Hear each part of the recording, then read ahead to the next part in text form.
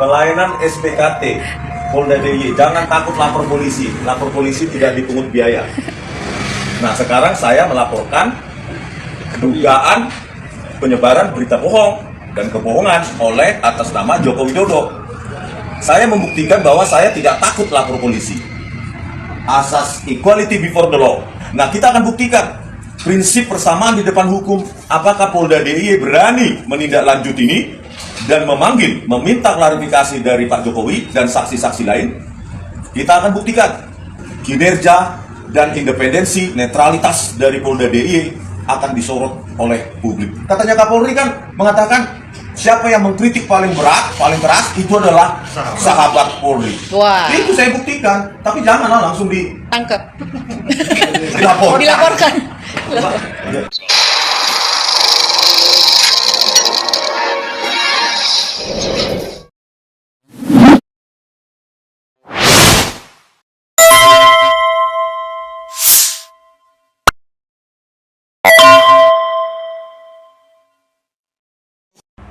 Assalamualaikum warahmatullahi wabarakatuh. Pemirsa, Batak yang satu ini bikin benjol Bani Bisul.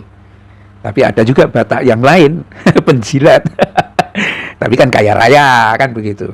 Ini sepertinya untuk melawan Rismon, Mukidi ini memang gemetaran, pemirsa. Dan bisa jadi berakhir dengan terkapar. Loh, kenapa kok seperti itu? Ya, karena Rismon ini orang punya duit, gitu loh. Tidak mudah disuap-suap ini, apalagi hanya sekedar untuk menjadi komisaris, ya. Royalti dan copyrightnya dari universitas yang ada di Jepang, ya, yang kemarin pernah diragukan oleh siapa Sinambela itu ternyata ngacir itu ketemu sama Rismon itu ratusan jumlahnya. Buku-bukunya pernah ditampilkan oleh Rismon Sianipar itu jumlahnya banyak dan itu ada royaltinya. Ya, di samping itu dia punya produk yang disebut produk apa begitu berkenaan dengan digital forensik, dia ada copyrightnya, ya. Nah, sekarang belum lagi selesai persoalan gelar perkara yang ada di Bareskrim kemudian katanya menjadi penyidik. Rismon Sianipar datang ke Polda Yogyakarta, ya kan?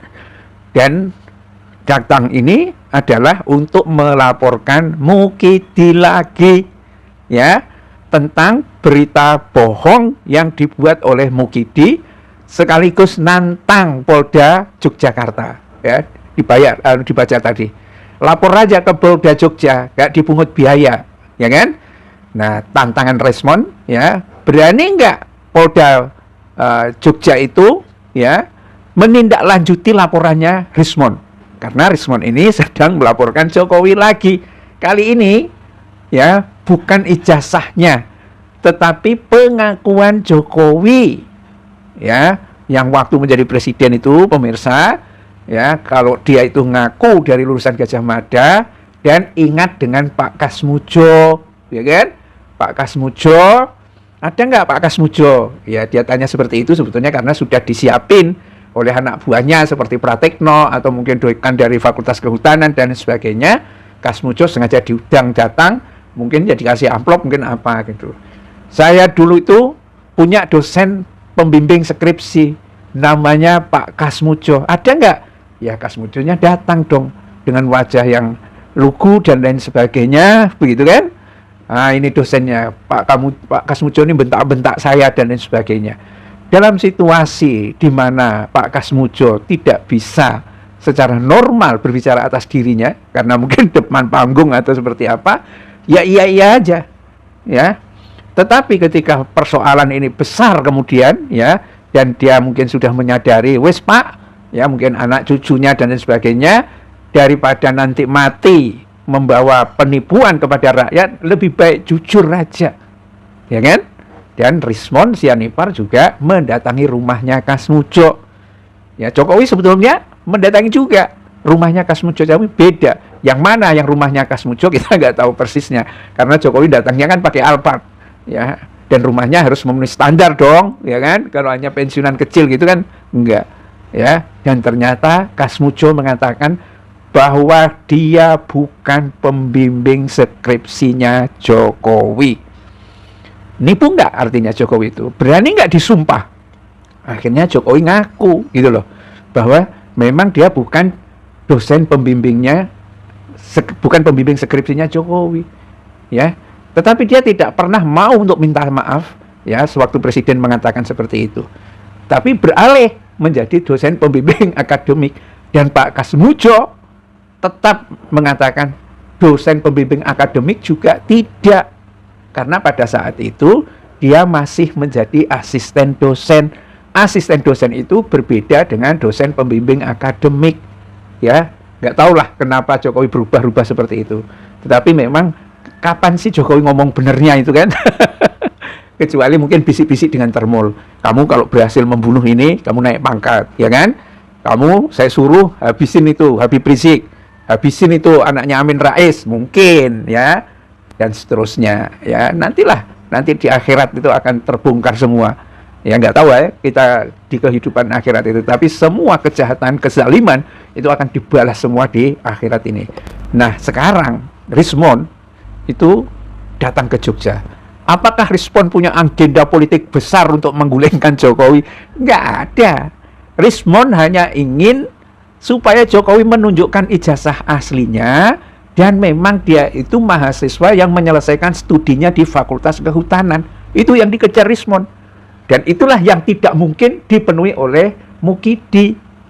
Nggak mungkin. Walaupun duitnya triliunan, ribuan triliun, dia tidak mungkin bisa melaksanakan itu. Dan inilah yang membuat Mukidi itu gemetar.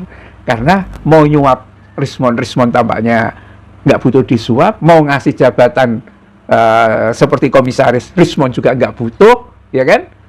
Mau ngasih apa juga enggak, gitu kan? Dan ini menjadi pertaruhan yang terus berlanjut, ya. Indonesia hari-hari ini adalah hari-hari, ya, seperti kita menyaksikan, ya, David mengalahkan Goliat, dan Rismon tahu titik lemahnya Jokowi itu sama seperti Daud membidik, ya, kepalanya Goliat, raksasa yang ada di Palestina zaman itu, gitu kan, pakai blandring, ketapel, langsung bonyok di otaknya itu. Dan ini sepertinya juga, ya, Jokowi dengan kebesaran termolnya dan juga kebesaran parcoknya dan para penjilatnya bisa bikin benjol-benjol Bani Bisul. Bila taufik wal hidayah. Assalamualaikum warahmatullahi wabarakatuh.